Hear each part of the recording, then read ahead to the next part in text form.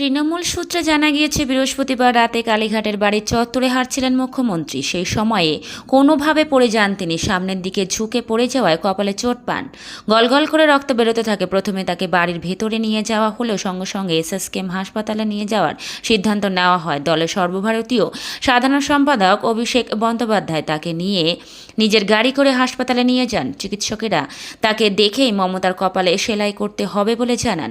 হাসপাতাল সূত্রের খবর, মমতাকে উডবার্ন ওয়ার্ডের 12.5 নম্বর কেবিনে ভর্তি করানো হয়েছে। তার কপালে ক্ষত বেশ গভীর, তবে রক্তক্ষরণ বন্ধ করা গিয়েছে। এমআরআই, সিটি স্ক্যান করানো হয়।